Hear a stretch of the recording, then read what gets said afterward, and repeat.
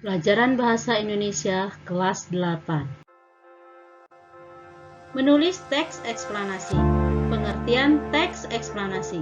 Teks eksplanasi merupakan suatu teks yang menjelaskan tentang bagaimana dan mengapa proses suatu peristiwa atau fenomena terjadi, baik itu berupa fenomena alam, sosial, ilmu pengetahuan, dan lain-lain.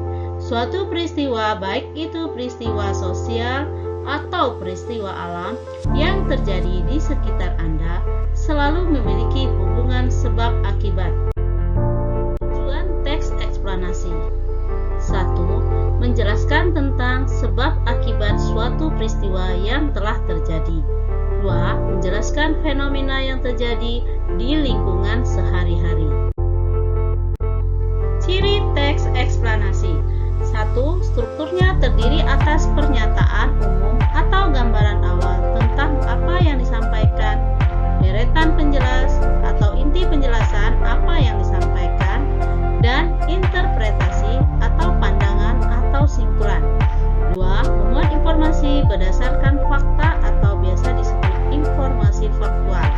Faktualnya memuat informasi yang bersifat keilmuan, misalnya tentang sains.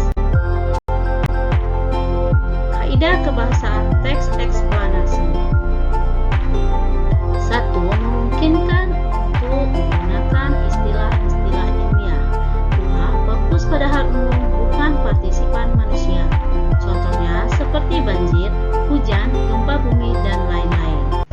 3. Menggunakan konjungsi waktu dan kausal seperti misalnya sebelum, sehingga, pertama, bila, jika, dan kemudian. 4. Lebih menggunakan verba material dan verba relasional atau kata kerja aktif. 5. Menggunakan kalimat pasif. 6. Eksplanasi dibuat untuk membuat justifikasi bahwa sesuatu yang diterangkan secara kausal itu benar adanya.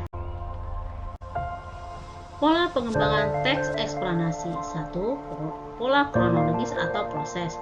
Teks eksplanasi yang disusun berdasarkan urutan waktu yang menjelaskan suatu proses terjadinya fenomena atau bagaimana urutan kejadian suatu peristiwa. B. Pola kausalitas sebab akibat, yaitu teks yang disusun berdasarkan hubungan sebab akibat yang menjelaskan mengapa atau bagaimana suatu peristiwa atau fenomena terjadi. Langkah-langkah menulis teks eksplanasi: 1. Menentukan topik atau suatu kejadian yang menarik, dikuasai, dan aktual. 2. Menyusun kerangka teks, yakni dengan mengembangkan topik utama ke dalam rincian yang lebih spesifik. 3. Mengumpulkan bahan